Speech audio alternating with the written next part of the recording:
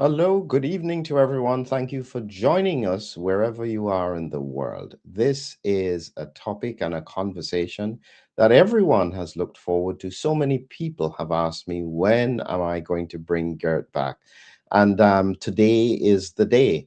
And what I want you to do, because some people may never have heard about Gert. And so, what I'm hoping for today is that we want to get the voice and the message out about what Garrett is talking about and where his predictions have been and what he is thinking at this point. So before I bring Gert in at the moment, I would like to ask you is just put a comment in for where you are in the world. If I see that, I will do my best to show everybody where people are from all over the world coming to join us with this conversation. If you have some really good questions, I will try and look out for it and I will ask Gert to see if he can answer it, depending on how much time we have. So, without further ado, let's add the stage. Gert, how are you? And before we start, Gert, I want you to just do an introduction again, quick, to our audience, in case some people don't quite know who you are. Sure, Philip. Thanks for having me. I must say, I'm no longer doing a lot of interviews, so I have to think a little bit about how did I introduce myself. But yeah, that shouldn't be the biggest problem. So my background is veterinary medicine, but early on in my career, I switched from a clinical activity, I would say, to a more lab-oriented activity, molecular biology, virology, immunology. I was primarily working back in those days at the university in Germany, in Stuttgart, and in Berlin. And after that career in academia, I switched. I moved on to the vaccine industry, where I worked with three big vaccine companies since I was most of the times always expressing my opinion. Sometimes I had to change the company, and sometimes I could even change within the company, change the department. So I have worked in late development as project manager. I've worked in the R&D department, etc., even in the quality control department. So I gathered a lot of experience in the vaccine industry, in the for-profit sector, before I moved on to global health organizations like the Bill and Melinda Gates Foundation, Don't Kill Me, Please, and Gavi. And so that was where I learned what was happening in the global health space. And I think all this, and besides, I was also running my own company, etc. But all this helped me tremendously to understand what was going on when we first heard about the COVID crisis and also the mass vaccination program. And I had already had some experience with vaccinations under suboptimal conditions, I would say, when the Ebola crisis started, not this one, but the one that in West Africa about, I think, 12 years ago. And what has been the way that, especially the WHO has been reacting to that crisis, was for me a little bit astonishing, and I considered it not a wise decision.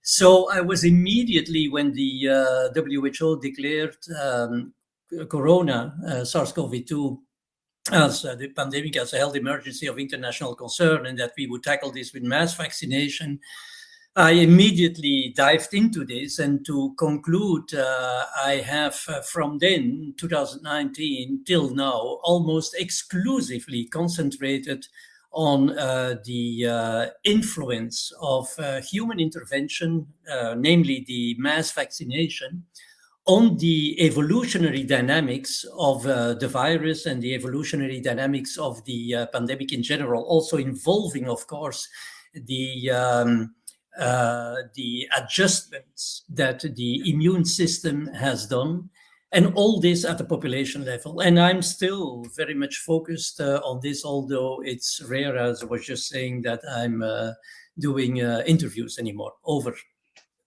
Yeah, so I think it's important to get that balance in case people haven't come across you. Is that I look at you as almost like a whistleblower, a person inside the industry. And it has reminded me, I recently did a presentation on Christine Cotton. I don't know if you know about her, French whistleblower who had issues with regards to what had happened with the clinical trials. And she was definitely crushed by industry, illness, everything else. It shows you how difficult it is to speak out. And you continue to do it, Gert. Would you have done this if you were in a different situation, still tied up in industry, doing your job? What difference would that have made? It wouldn't have made any difference. And it's easy to say this if you have no proof of this, of course. And then you could say, well, yeah, if that would have been the case, nothing would have changed.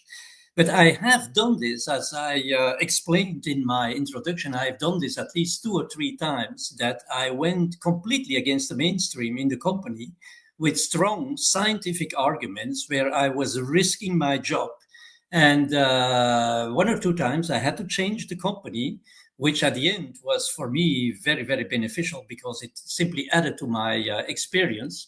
But it even happened within the company, where the company realized that I was probably not too stupid, to be thrown out. But I had to change the department, for example. So yes, I have done this. And there is something like, if you know you are right and you have the experience and you can prove this. I mean, I'm asking myself how people can resist to that strong feeling, of this need to express the truth. I would be completely unhappy if I would have done otherwise. So, of course, I'm not denying that it made no longer working for a company, with a company, it made my task a little bit easier this time.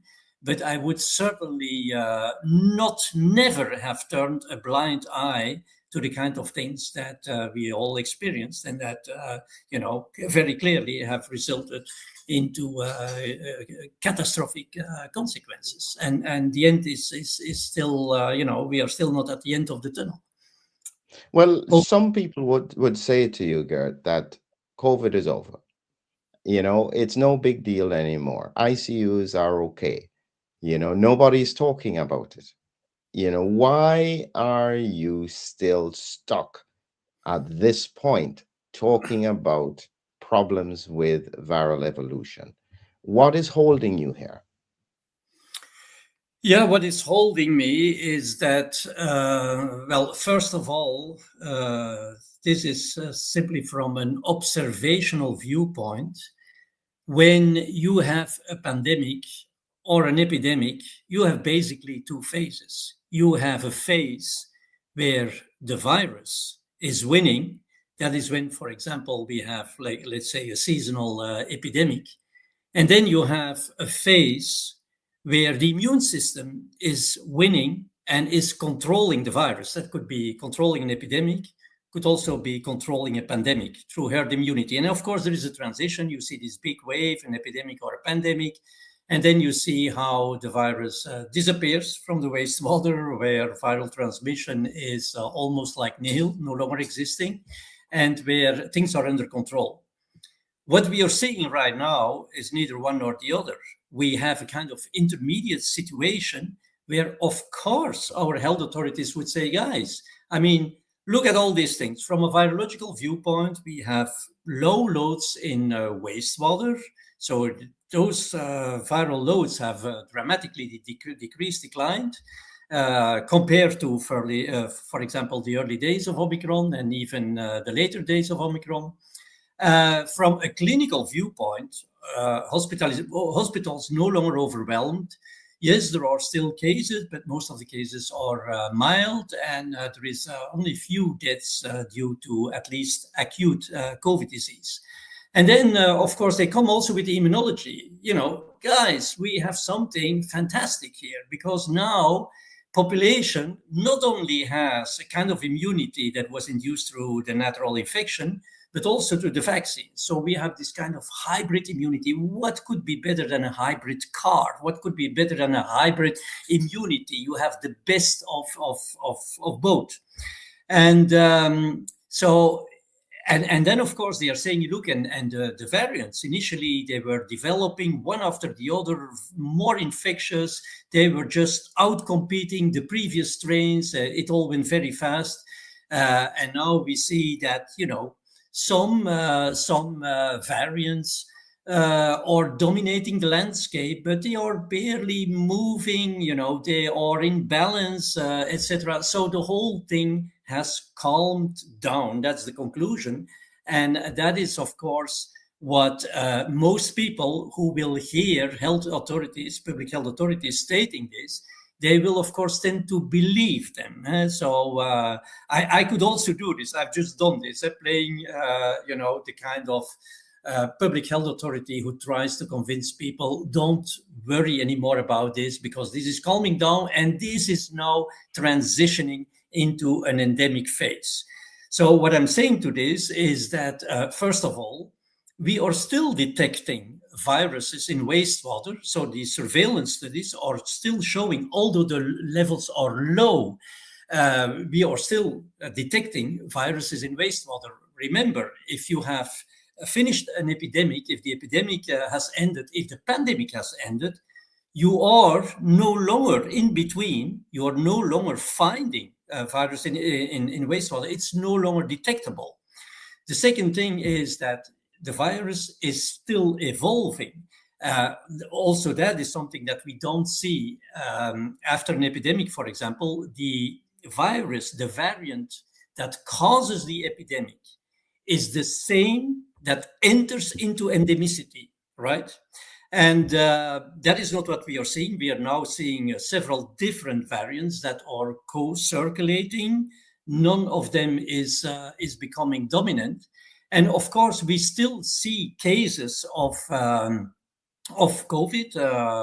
They have become less frequent, that's true, but they are still there. So in fact, all the things that need to be there to conclude that the pandemic is not over, that there is still circulation of virus, that there is still recurrent infections, and many of these infections, of course, are now transmitted asymptomatically or by patients who have mild symptoms, but transmission is still there. We have also more chronic cases, which even illustrates or accentuates that the viral shedding is even prolonged. And we have still cases, they are rarer, we have still evolution of the virus, and we have still mutants that are more or less co-circulating. So the dynamic has not stopped yet. And I will stop here. Yeah, But the I next just wanted to ask a question, Gert, just to clarify a point, because a lot of people would think, even though you're saying it's not endemic, how is it different, say, from influenza? Because this is the usual argument, is that it is now like influenza, where you have these seasonal things. Now, I'm not saying, because I notice COVID doesn't have a season, it's just all year round. But that's kind of like the impression that the public is being given. This is now more like influenza. What do you say to that? Well, there is many things one could say to that. First of all, is, as you were pointing out already, Philip, this thing is not seasonal, right? The second thing is that when we have seen these infections already, over the last few years, we have seen that whenever there was a wave, either bigger waves or smaller waves, it was not only affecting the elderly or the vulnerable people who are typically affected by, seasonal flu, but it was also like younger people, adolescents, adults, younger ages. So it was completely independent of age. completely independent of the season. And then you have to realize, as I was pointing out before, that if you have an epidemic, for example, the seasonal flu, then the virus that will enter into this endemicity, and it can still be transmitted, but not in a way that you would detect viral load, regularly viral load. But we know that this virus can still, in some closed communities, can still be transmitted, for example, can still continue to exist in one or the other niche. But that variant is exactly the same as the one that caused the epidemic. We know what is causing the epidemics. It's when the immunity is waning, and the virus can take over. Or another case, for example, with influenza, is when there are reassortants, for example, or recombinations with a flu variant circulating that have a completely different antigenic constellation. Then as well, you will have, but it has to do with immunity that is no longer there. Either it's waning or it's no longer adapted to the well adapted to the circulating strain. That is not the case here. The immunity is certainly not waning. We continuously have reinfections. So that means that every kind of immune response that has been stimulated initially is recalled. And basically, when you measure antibody titers in people in highly vaccinated countries, you see that these titers are still pretty high. So it's not a problem of the immunity. So the pattern presents in a completely different way. And during the epidemic, you have the endemic phase, you have, of course, not several variants that are co-circulating at the same time. So already from an observational viewpoint, it is a complete nonsense to even make people believe that this would have any similarity with a typical epidemic, as we know influenza, for example, is causing on a seasonal basis. Over. Well, I'm going to have to push a big question to you, Gert. In the past day and a half, Tulsi Gabbard, Director of National Intelligence, stepped down from her role in the United States. And on her final day, effectively, she said that this was a lab-made virus that was covered up. I won't bother to go into who she specifically said was involved, but for me, that was a standout moment for us to ask ourselves some really hard questions as scientists. What are your thoughts? Did you have any suspicions or did you have any thoughts at the time with regards to anything like this? Well, at the beginning, I've been so concentrated on first, taking care of a situation that was completely out of control at the beginning, taking care of a situation or trying to prevent an intervention that would, get things out of control, namely the mass vaccination. So I've not bothered that much at the beginning. But of course, since this has been in the news, this has been a topic on social media, this has been discussed at the highest level, governmental level, all kinds of committees, etc. I started, of course, thinking about, and I have also read some chapters or some books on the origin of SARS-CoV-2. But finally, I ended up with an argument that is not biased at all, not by anything I've read, not by anything that has been told or written down, but which is purely scientific. And that is that when a virus adapts to a new host, for example, influenza, and there is, of course, other examples, very often it adapts, through a protein, through a part of the protein that is really responsible for the infectiousness and that is going to ensure that it is infectious in that new species. And that is, for example, a change in the hemagglutinin. And this could have been a dramatic change in the spike protein. Initially, that was not the case. So what we saw also was something that was infectious, but it was not like very infectious in a sense that many people, even though, at the beginning, of course, there was no vaccination, and some public health organizations or public health authorities were watching what was happening, for example, in Sweden, hoping that herd immunity would develop. And it didn't really develop. And so we saw that the spread was pretty low. And that made me think that this story about the furin cleavage site, which can, enhance infection, but is not like a guarantee for an obligatory infection, that this would have made the virus infectious enough to replicate or to invade in some to invade the cells, the host cells of some people, but not necessarily everybody that got exposed.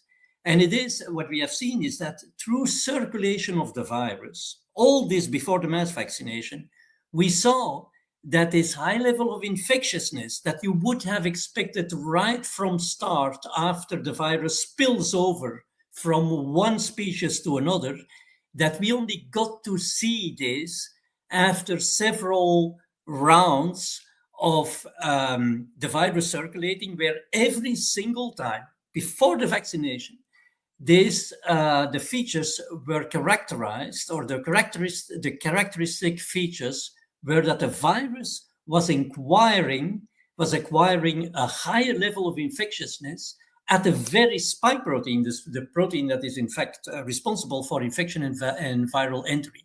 So that the virus needed all this, basically at least 1 year, to reach a level of infectiousness that you would have expected right from start after a natural spillover from, for example, an animal reservoir to humans. That made me think that this thing with the furin cleavage site, regardless of all kinds of opinion, was pretty plausible. And so far, I've not found really anything that rejects this, because from an epidemiological viewpoint, this was a weird pandemic. It needed too much time, several different cycles in the very humans, before it actually acquired the properties of a typical pandemic virus that had issued from a spillover from an animal reservoir. I don't know whether I'm making myself clear. No. To be frank with you there, Gert, you have just said something there that I don't think I have ever heard anybody say. And it is most profound. It is what you just said there. I'm going to clip this out because it was so profound that, as you said, normally it should be most infectious at the start and then get less infectious. But this virus took a year, actually a little longer with Omicron, to become even more infectious, which was completely opposite to what you would expect. I think that is extremely good response. So wonderful. But it brings us now to the other part that a lot of people are forgetting, and they are saying, effectively, you spoke about this transition where a lot of people will die because of the virus becoming far more dangerous. And they are saying, you set a time, you gave a timeline, it didn't happen. Therefore, you are wrong. What do you say? Yeah, well, I'm a scientist. I'm all for the truth, and I've been admitting a number of times that my timeline was wrong. I also explained why it was wrong, and if people want me to apologize and to sit on my knees and ask for forgiveness, I can do all this. But here comes the thing: if the virus would have evolved in a linear way, so that means that, remember, through the mass vaccination, we have been putting the spike protein under tremendous pressure because the vaccines were directed against the spike protein. And so the pressure that the population was exerting through its collective immunity on the virus was so big, let's say, that within no time we had variants that showed a spectacular change in the spike protein, namely Omicron. I think it was like 30 or 32 mutations, more or less overnight, in the spike protein alone. And so what I was thinking, that was what I had been predicting, that a major immune escape would occur.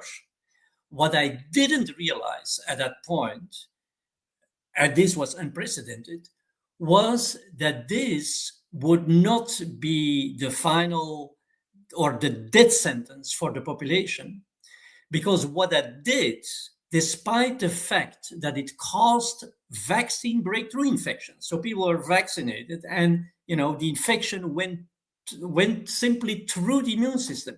So the vaccine breakthrough infections were not causing death because mechanisms have been activated, compensatory mechanisms of the immune system, which that far were unknown to me and many others, I think almost like everybody.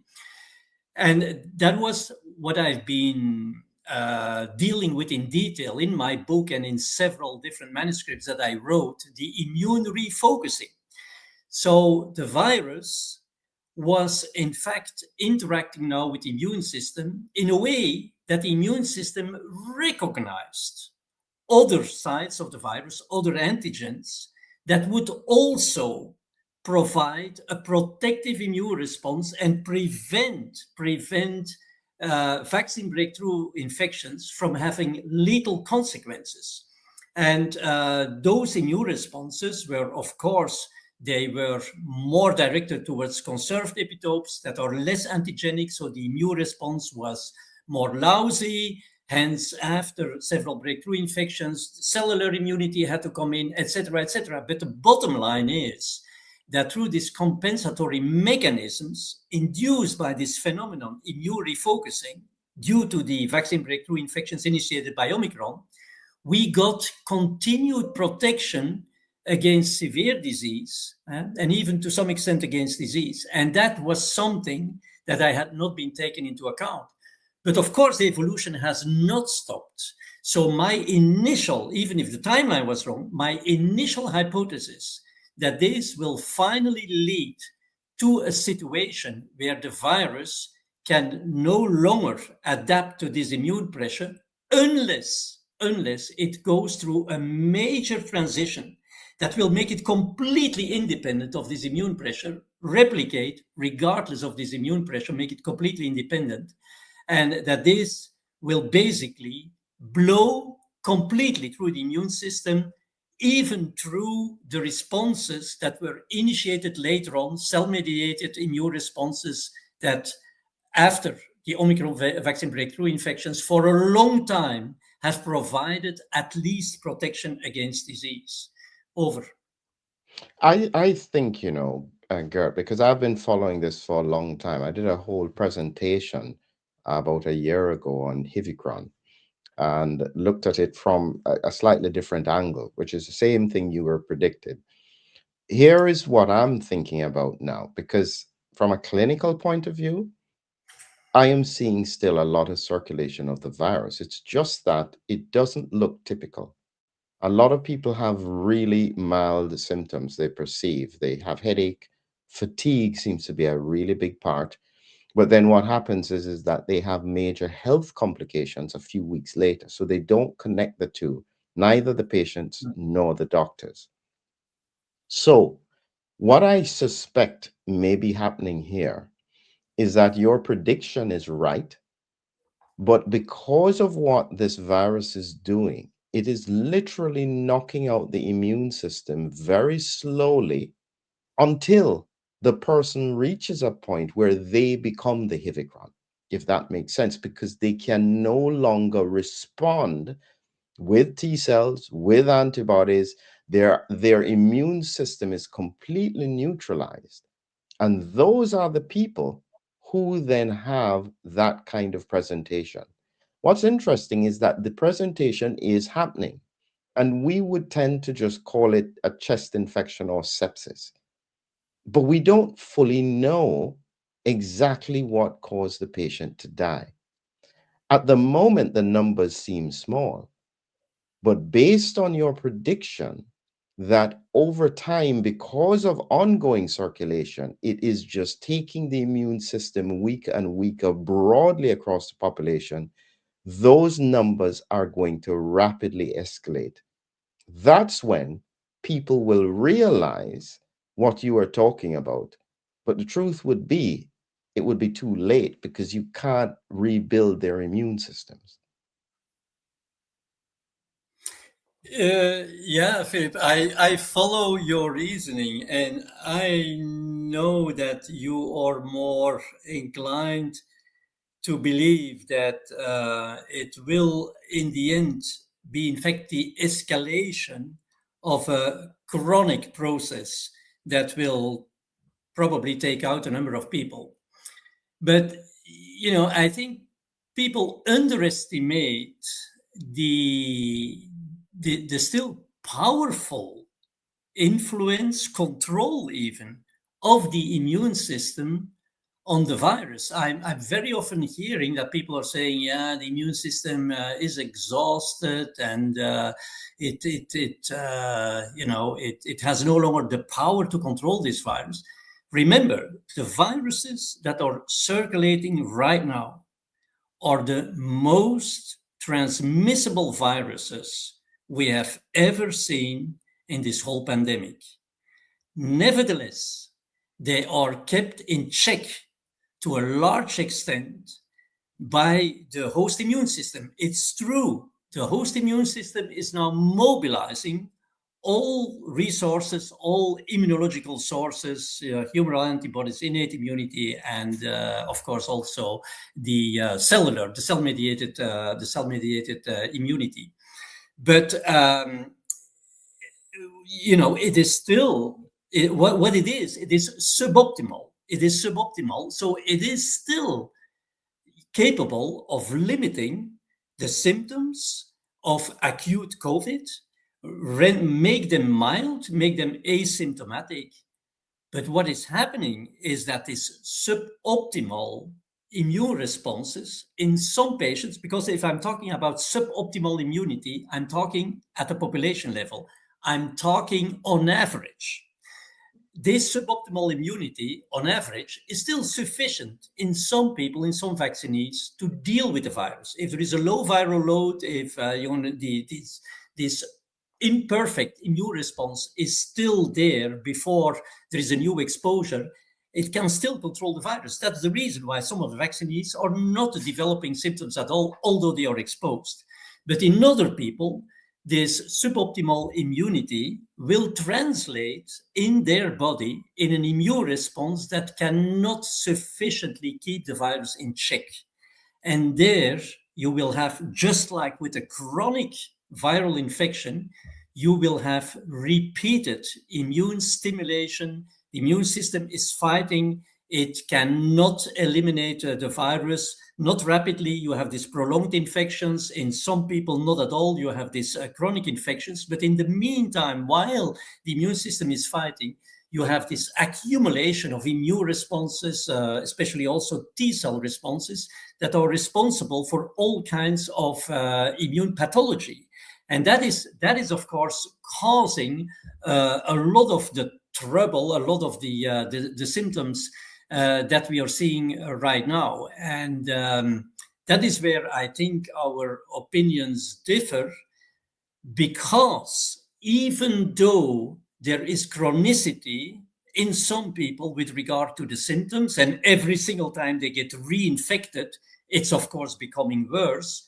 But in the meantime, this immunity, this suboptimal immunity at the population level, is still driving immune escape and is still driving additional mutations in the virus, although we must say, although the available adaptive space of the viral landscape is becoming more and more limited, more and more constrained.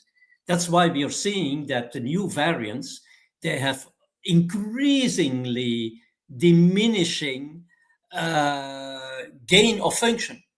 So there is the fitness gain is becoming increasingly marginal, but it is still it is still evolving. I will stop there because otherwise I will confuse people. Please. Yeah, a thought had popped into my head as you were talking. We have at the moment, coincidentally, what I would describe as a perfect super spreader event happening in the US. So you have a World Cup. People are coming from all over the world. We know virus is still circulating.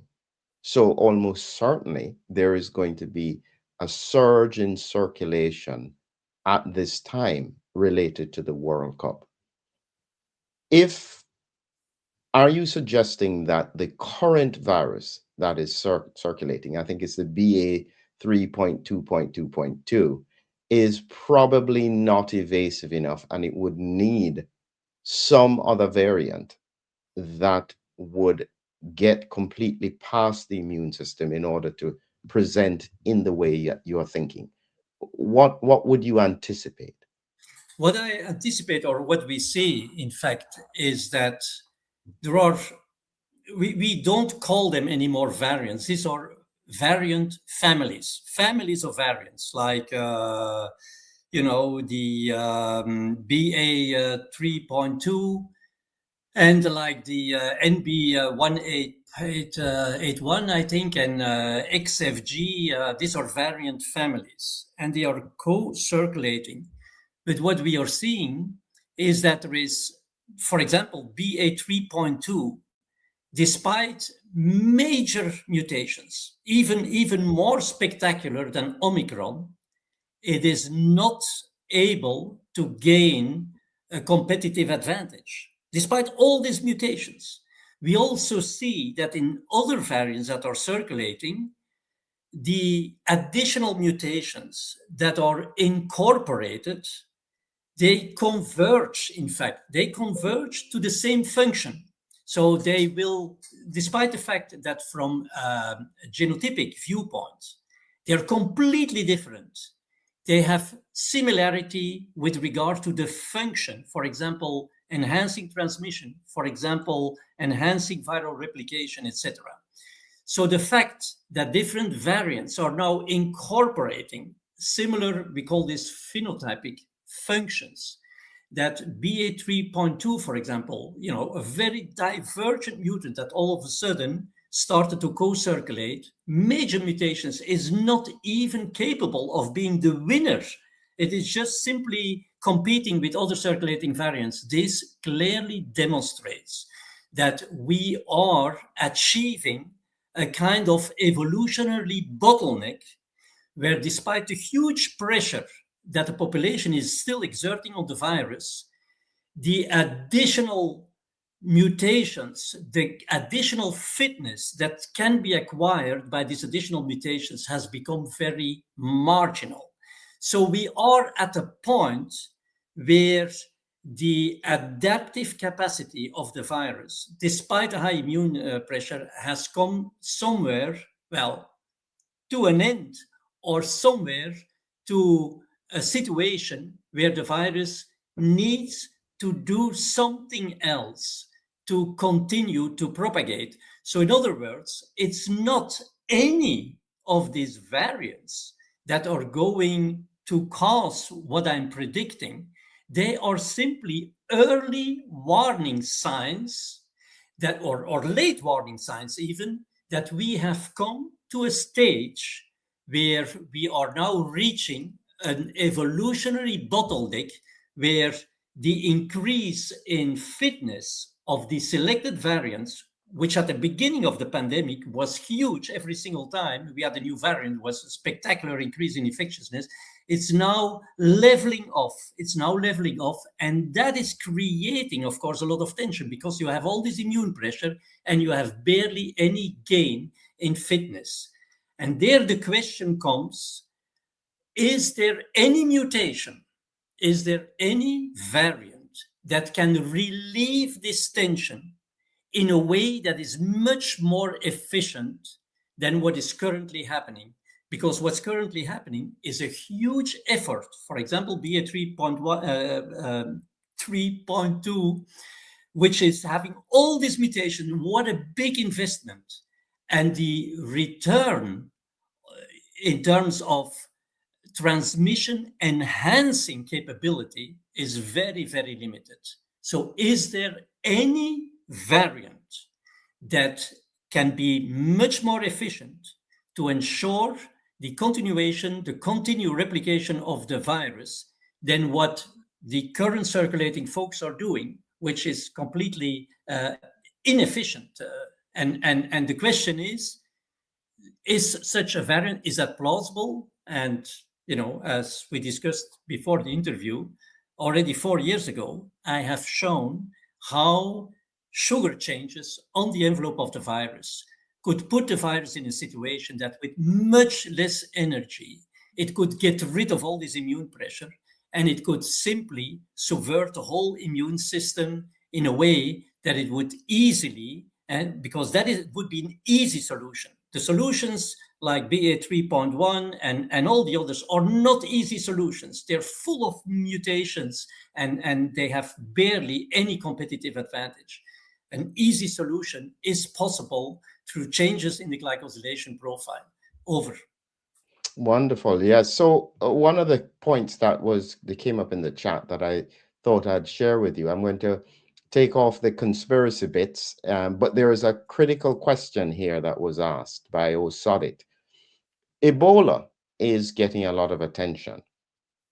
And so if we did see a transition of some kind of viral illness that started to occur around now, would it be that public health would take the opportunity to blame this on Ebola or Hanta rather than acknowledging the point about this pressure on the COVID variants? Any thoughts on that?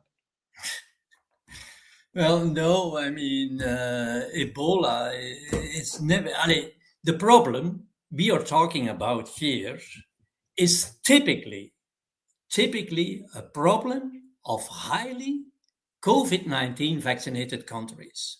It is typically a problem of industrialized countries, if you like. I mean, Ebola will never, ever, disseminate or never, ever spread in countries like ours. I mean, I don't even know what else I can respond to this. If this would be a similar virus that is spreading in a similar way in populations that are also, have some similarity in terms of their demographics, geographics, etc. Then you could say, okay, there is could maybe some confusion, but here we are talking about two completely different worlds. The target population, completely different. The conditions of transmission, completely different. The virus, completely different.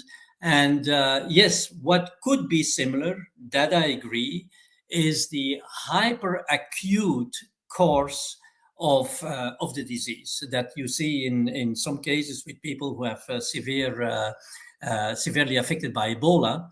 That is, unfortunately, I know people hate me for saying this, but that is what I would also expect if we have a kind of SARS-CoV-2 variant. It would be a new coronavirus that is now capable of, thanks to this dramatic phase transition, a completely different virus would be capable of blowing through any kind of immunity, adaptive immunity that has been built up in these highly vaccinated populations, and that has been pretty efficient in protecting against disease and severe disease, although suboptimal. And that is because of the suboptimal effect why it continues to evolve and why it may at some point need to find an easy solution. And those easy solutions are plausible. And as I was saying, 4 years ago, people can look on my website. It is predictions on the COVID-19 pandemic, an update of May 2022, where I have clearly shown what the virus would need to do to comply with an easy solution to escape this constrained viral landscape that it is now limited to, right? And where it has barely any space to continue to adapt to the continuing immune pressure exerted by the highly immunized population. Over. You just said something, though, that caught my attention because you're right. If you had a Hivicron variant like what you are anticipating to occur, it would blow through the population with severe viral illness. How would they differentiate it from, say, an Ebola? Or would public health ignore the variant of COVID in order to raise attention to other things? I think this is the kind of concern we're having now, where you are starting to worry that the actions that are being taken and the decisions that are being made are not necessarily being open or in the interest of everyone. So this is what I mean, is that in such a circumstance, if we saw something like that happening in a westernized country, would there be honesty to say that, goodness, this is, as Gert predicted, one of these awful variants? What do we do? What do you think would happen based on your observation of the pandemic? Well, what I think is that at that moment, we won't hear anymore from our public health authorities. That's what I think. And secondarily, what will be typical? I mean, I always said, and I have never changed my mind on this, that this will, of course, not affect every single vaccinee. But those cases that we will see that develop hyperacute disease will be COVID-19 vaccinated people, and some exceptions of unvaccinated people that experienced severe COVID, right?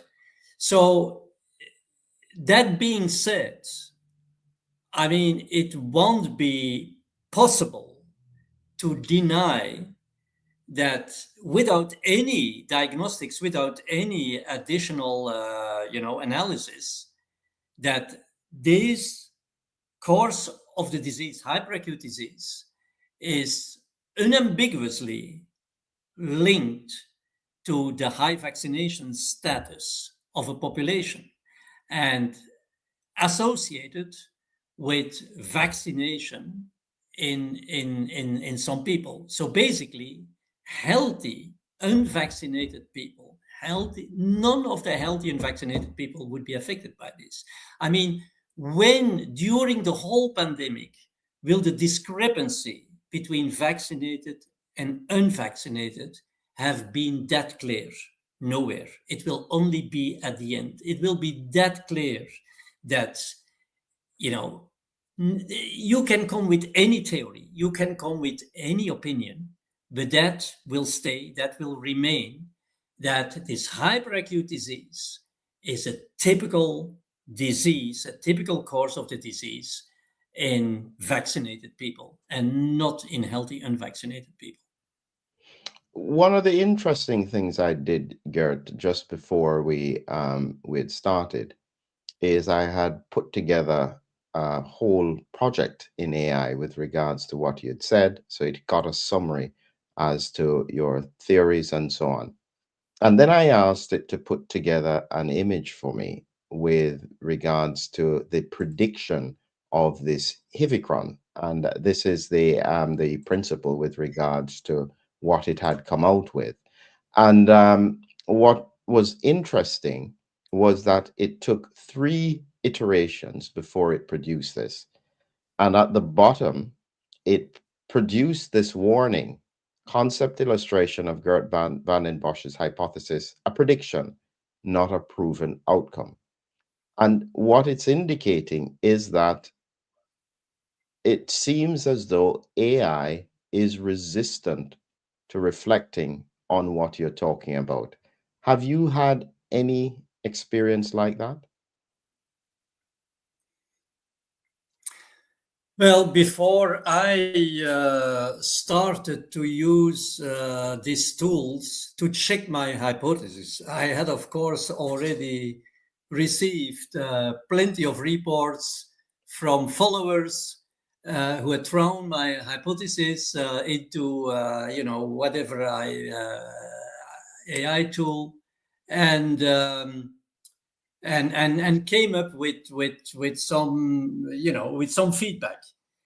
Um, so what I did was, and I think everyone who is using on a regular basis AI to respond to some complex or sophisticated questions, is that this it's only useful. It's only useful if you challenge it, and in order to be able to challenge it, because the first time that I entered a simple question, could the mass vaccination, for example, drive immune escape in a way that finally things get out of control and a hypervirulent variant would emerge.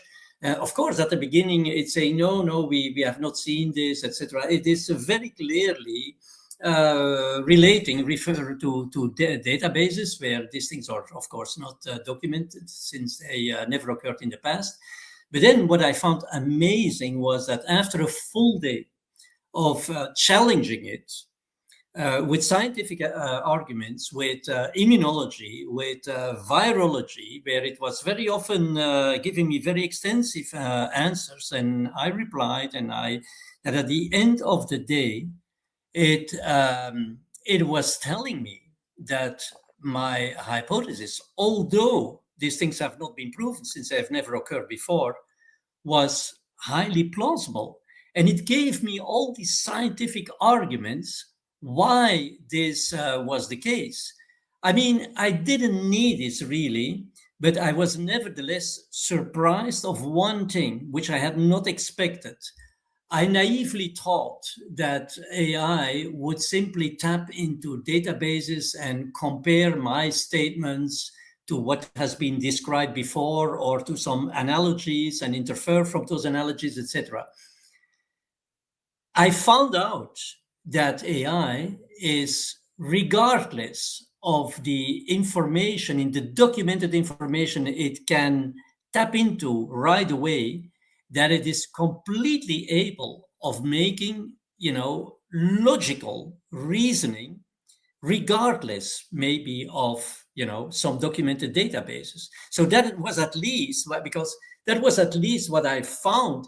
Is this the process? Is this real? I don't know. But there were a number of logical reasonings that it was coming up with, or that it was confirming, where I knew this has not been documented, because if it had been documented, I would be aware, because I'm still focusing on literature that concerns the topic I'm studying very specifically.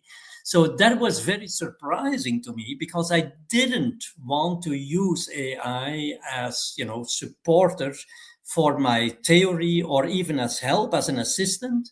But now sometimes I'm doing it simply because it can phrase things in such a concise and accurate way that I cannot do it. It is, it is similar, but it is way better.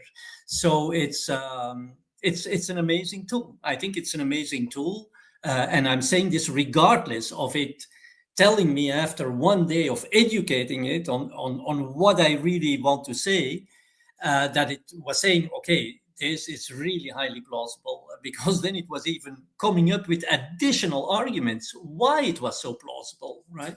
So, an amazing experience, I must say. Wonderful. So now, Gert, as we're coming to a close here, we're about at the hour mark. I want you to think carefully now about simplifying the concept as to what would need to happen, sadly, even if it's frightening, for your prediction to be pretty clear that this is when it's happening. What do you think, based on the immunology, and remember you're talking now to a lay audience, how would they know that this is likely to be a transition point and this is pretty serious? Well, first of all, when it happens, nobody will miss it. It will be, as I always said, it will be very fast. It could start in whatever country, but I would say almost contrary to the situation with Omicron, it will be generated, the Omicron phenomenon will be generated in a highly COVID-19 vaccinated country. It will not be some thing that dwells around in Africa and that then comes to our countries. It will be generated. It will be selected. That's the right word. It will be selected in a highly COVID-19 vaccinated country. It will then, because what we already see right now is that in all these highly COVID-19 vaccinated countries, more or less the similar evolutions are occurring. Situation, what we said at the beginning, why public health authorities say this thing is now becoming endemic because viral load is, clinical symptoms this, no longer severe cases, etc., etc. This is almost like in all these highly vaccinated countries the case. So that means when it starts somewhere in one or the other country, of course, what will happen is that public health authorities and government leaders, they will immediately close the borders, which won't help, of course. But as the situation in all of the highly vaccinated countries with regard to the status of this equilibrium between the virus and the immunity of the population is similar. When it starts in one or the other country, it's like the other countries will already be prepared, and it will immediately also start in the other countries. It could be generated as well in another country, so it can be independently. It could be independently selected in 2, 3, 4 highly vaccinated countries in parallel. But what could happen as well is that because it will be so infectious and virulent, it will spread airborne. And when it comes into, to a population that is susceptible, as I was saying, it will there immediately fire off as well. So that will be a massive event that nobody can miss this. And of course, again, people will say I'm a drama queen, etc. But you have to realize that what public health authorities are now telling us that this is kind of like a stable situation. Philip, to make it clear to lay people, you can compare this literally with the war in Ukraine, where, Ukrainians and the Russians are fighting, and we have the impression that not much is changing because the front line is almost like staying the same. Okay, there are some changes. It's almost staying the same. And we are thinking this is a kind of stable situation. But in fact, this reflects an incredible instability because on both sides, huge energy is invested into maintaining this vulnerable equilibrium. And that is something, this kind of like, how should I call it, stalemate situation cannot go on forever. We see in biology, we see in general, in physics, etc., that these prolonged stalemate situations, they cannot continue forever to evolve. And that is also, that it is like this is because just like with the immune system and the virus, when, for example, the immune system is chasing a little bit more the virus. Okay, the virus is going to adapt and will again escape the immune system. So both systems are continuously adapting. And that is why we have the impression this is like a stable thing. It's not stable at all. A stable situation is when one of both wins. Then you have a stable situation. And who will be the winner? Well, the winner will be, of course, the one that has the most flexibility, that can bring most easy solutions to the table. For example, like one of these enemies has, for example, a nuclear weapon. It's a completely different ball game. This is no longer like fighting with conventional weapons or with drones, and you adapt your drone or you adapt your weapon arsenal to the weapon arsenal of the other, and you have this continuous adaptation. If one comes with a weapon that completely changes the paradigm, that completely breaks all the rules, this one will win. Well, which one will win between the virus and the immune system? I mean, the virus puts a new generation on the globe every 12 hours. I mean, it can choose, amongst an amazing arsenal spectrum of, easy solutions. It just needs to select the one that can survive and thrive in that particular environment. So it will be, the winner will be the virus. But don't be mistaken, please, people, don't be mistaken that we are facing a stable situation. That's what we call in physics metastable.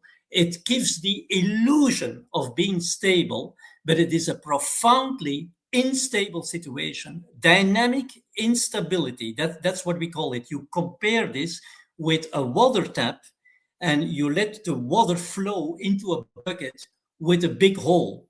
Of course, the water level will descend and it will stay somewhere. And as long as you have the hole at the same diameter, more or less, and the water flow is the same, you will keep this level. But you see the water flowing, you see the virus spreading. This is not a stable situation. It's metastable, and it can change anytime. And that is the reason why we see these fluctuations in the variants. It suffices a very small, even an environmental change somewhere, even an increase in temperature in some country, and you see already a difference in the proportion of the three different variant families that are currently co-circulating. So all this is illustrating the instability and should be a warning sign to our global health authorities that we are coming close to a tipping point. Over. Wow. I think that I was just listening to that and reflecting carefully. And I think your analogy there, Ukraine, Russia, I thought was absolutely brilliant in the sense that at some point, somebody has to win. And you are right. I cannot see if the immune system has not yet addressed the virus after 6 years of circulation, then the winner is not the immune system. And so you are right in that sense. The question is, when does the virus completely evade it? And the more I think about it, the more I think to myself that we are having a perfect super spreader event in the US. I think that this is where you have a merging of every single variant from every part of the world mixed together in one pot. And Yeah. if there is something that will come out of it, this could be it. Well, there, Philip, I'm not sure I agree, because think about it. What is now going to drive this phase transition is when the virus has an even more difficult time. It has already a difficult time. It's put under immune pressure on one hand side, and on the other hand, as I just said, the adaptive space of the virus, of the viral landscape, where it can bring new options, is getting exhausted. So many mutations have already taken place. On top, the mutations that are now added are inducing functional and structural constraints in the spike protein, what is impacting negatively on its fitness. So the number of options for the virus to escape the immune pressure is becoming increasingly limited. So any environmental factor that is now going to diminish the transmission, for example, during summer, increase of temperature, could be sufficient to trigger the phase transition I'm talking about. The more you spread, the more people are going to mix up and high densities of people and watch the World Cup and whatever, the slower, the more it is going to be delayed. The nicest example is that, yet you may have seen this. I mean, this is on social media all the time, how now BA 3.2 is spreading in children. Primarily children are affected. That is where the virus still, BA 3.2, has a high prevalence in children. That is where this strain still finds a small niche in the population where it can still better transmit. I've discussed the reasons for that in the Substack. I'm not going to dwell on this any longer, but you see a small demographic change or a particular subgroup of the population is now already allowing BA 3.2 that is having difficulties to transmit to give it the privilege of transmitting in that particular group. But young children, etc., they will of course build immunity, and that privilege of BA 3.2 in the pediatric population will be gone. So that means that there the transmission of BA 3.2 will be diminished, and that will be an extra difficulty. We see that the viral load is already very low. If you're going to make it lower gradually or partially, then you will have more pressure for the selection of this transition phase. On the other hand, Flip, I'm happy to end there, but this should be said, is that I would almost like cite, how was this guy called? Jimmy James or something, who was saying, this is the time to set things right. Setting things right, yes, because now the viral load in all these highly vaccinated countries is exceptionally low. Now is the time where we could, fight the virus pretty easily with, I would say, 2 weeks of antivirals, and the virus would be gone. It's in difficulty, but if we let it do, it will find this easy solution. But the viral load is so low that we could cut it really almost to zero just with an intervention that is pretty easy, but unfortunately, that will only have an effect if we do it at a population level. And that is where comes in the second sentence of the song that says, we should unite. This is the time we should unite, because there needs to be some kind of solidarity to do this, right? And there needs to be, of course, this political will to do this. But if we don't do it now, it's the best time to set things right, to do it. We will miss that opportunity forever. It's really the final stage where we could do it, but it needs to be done at the population level, because the whole viral evolutionary dynamics are not determined by an individual. It is determined by population level immunity, the immunity that the full population is exerting on the virus. So I wanted this to be said because I think it's important, even if this will not take place, it's at least important that someone has documented and said this. And that's what I'm doing right now. Over. Wonderful, wonderful. Yeah, I take your point. I think we had discussed that. I was just mentioned to the audience before we close that we had discussed the fact that when I was looking back at the Dr. Zelenko protocol that he used in 2020. At the time, he had used hydroxychloroquine, and that was what was thought was the target. So when they tested it, they didn't find a significant benefit, and they've been arguing about it for 6 years. But they missed a critical thing that he said, which is that he combined it with zinc ionophore, which helps the zinc to get intracellular, and therefore The um, it, hydroxychloroquine, I mean, to get it yes, into. hydroxychloroquine with zinc gets intracellularly, and it will then bind to RNA polymerase and Mm. prevent it being effective at replicating new viral particles.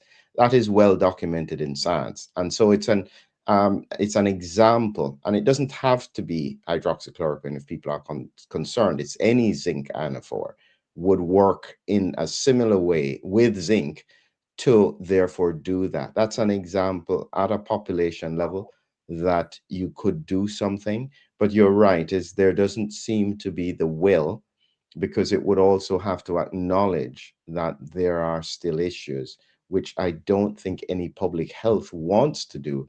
And so we are now locked in this situation where it's not a matter of if, and I think I've got that point, but when. Yeah.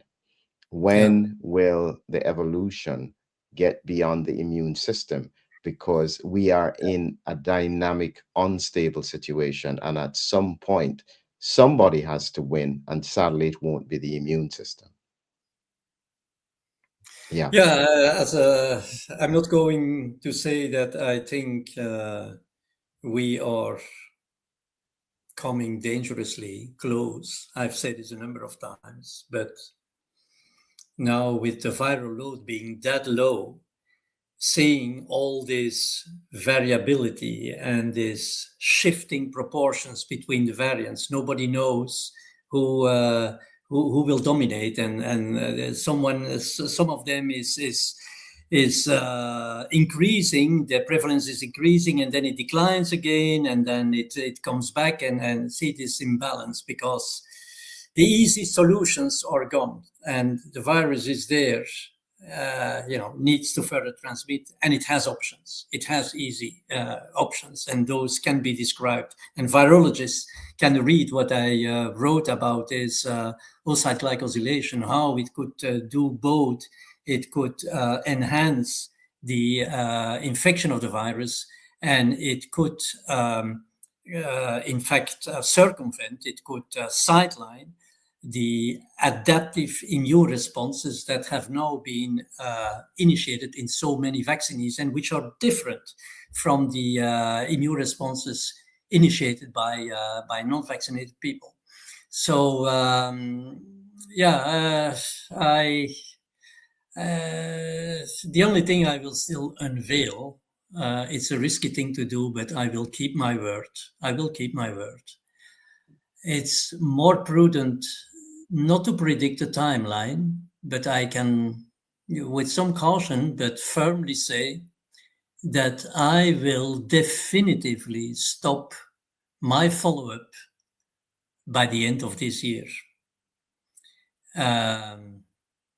which I always said I will not give up as long as this thing is burning, right?